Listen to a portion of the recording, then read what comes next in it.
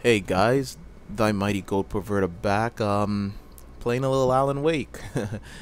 Yeah, I just got back from a pool party with friends, co-workers, etc., etc., and had this game sitting here for about a week. Was able to get it off of a friend for really cheap price. So I figured, after having it just sitting there all this time and not having played it, it would be a good idea to just put it on and see what it's all about. It's honestly, this game is probably single-handedly the only reason that I purchased an Xbox. It was made by the same guys that made Max Payne, and Max Payne 2 were probably my favorite Xbox games, with the exception of Need for Speed Most Wanted. Need for Speed Most Wanted was another great Xbox game that I owned, and really loved it. Played it all the way to completion. And yeah, Alan Wake, well, not Alan Wake, but Max Payne and Max Payne 2 were two other games that I owned and really liked on that console. Um, so this game being made by pretty much the same team, coming from the same developer, I figured these guys are definitely going to put together a great title, and it sucked that it did not come out for the PS3, so it kind of put me in the position of either getting an Xbox and playing one of the playing a game that I really wanted to play, or just letting it pass me by. And there was no way I was gonna let Alan Wake pass me by. It just looks like a great game, great story, really well developed. Looks like it has some great graphics. I like the whole theme of the darkness and you using light to defeat the enemies. I'm really into that entire theme there. And it's kind of funny because that kind of brought me into some other thoughts that I had. It's weird that I was thinking about, you know, the gaming politics that go on, the fanboyism, the exclusivity that goes on. I'm not able to play certain games on certain consoles because of whatever rights are owned by certain companies, or some companies just having really deep pockets and they're able to shell out the money to keep those things exclusive, kind of like Activision's exclusivity with the Modern Warfare series, well, Call of Duty series as a whole, having this entire downloadable content being exclusive. Well, not exclusive, but it's going to get first rights on the Xbox, then it's going to, I guess, trickle down to every other console.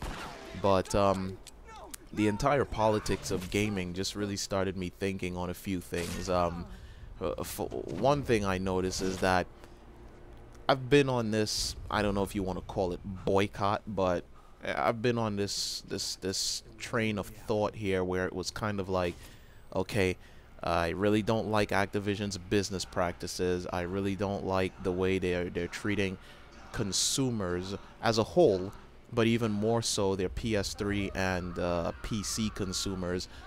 And it seems like, even though I had this, again, for lack of a better term, boycott, even though I had that going on, it seemed as though maybe it's not such a good idea. And the reason why is because there's only one person that gets hurt in this entire quote-unquote boycott situation, and that's me.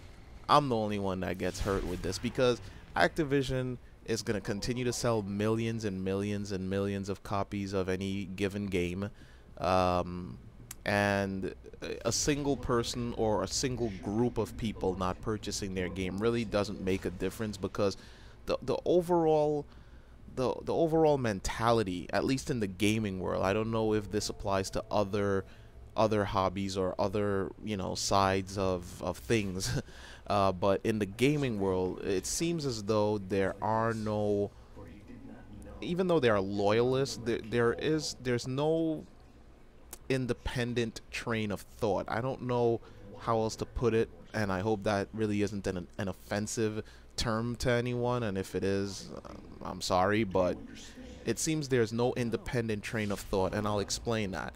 What that basically means is that everyone seems that it seems as though everyone will just purchase whatever they like. There's no thought process behind it. There's only one thought. The thought is, I like it, I'm buying it. That's it. And it doesn't matter if the company that is putting out this product rapes, children while developing the games. Most people don't care. They're going to just purchase it, and they're going to play it, and they're going to love it, and that's all that matters. There's no thought of morality behind it. There's no thought of how am I dispensing my dollars. None of that applies to most people. Most people will just buy whatever they like, and like I said, the company could be killing cats and eating children's brains, and the majority of people have zero independent thought. They'll just buy it because it looks cool and they like it. And thinking about that, it led me to think to myself, like, I could miss out on games like Blur, which is a great game. I mean, it's a great game. Black Ops, I don't know if it's a great game. I haven't played it, but it looks like a cool game. Transformers, War for Cybertron, another good game. Spider-Man, Shattered Dimensions. I mean, let's face it, Activision is a publisher that has a ton of prolific developers standing behind them that make quality titles. And me having this boycott, anti-Activision stance really doesn't help me at all, because most people are going to buy the games, they're still going to prosper, and losing $60 from a single person makes no difference. So that being said, I kind of got to the point where I was thinking to myself, okay, while I'm no fan and I'm no supporter of Activision, me not buying their games isn't making any difference, and I'm missing out on cool games. So I kind of thought to myself, okay, I'm probably going to purchase Activision games again, but maybe it'll be only used games, probably. I don't know. I haven't really gone any further with this thought process, but maybe it'll be only used. That way all of the I guess profits go to the company that's reselling it, or I buy it new, but the actual DLC and all the other content that goes behind it, I don't purchase it. If Activision does for some reason launch their subscription-based service, it's as simple as me not subscribing to that subscription-based service. Because all in all, I mean, back when I had the original Xbox, when I had N64, Sega Genesis, all these other consoles, I enjoyed my games just as much playing them offline. I don't really need online in a game to enjoy the game. I mean, don't get me wrong, it adds a great depth, and it carries the life cycle of that game to an almost infinite borderline, but it really doesn't make a difference. So games like Blur and War for Cybertron and Black Ops, I may get those games. I don't know. Maybe I'm just talking out of my ass right now, and I won't purchase not one of them, but I may. I don't know. It's just kind of thoughts that were going on in my head, and I'll probably speak more on this topic of the politics of gaming, because there really are a lot of politics in gaming. I'd like to touch on subjects like fanboyism and console loyalty and bad business practices from companies like EA and Activision. So I'll definitely be talking more about that.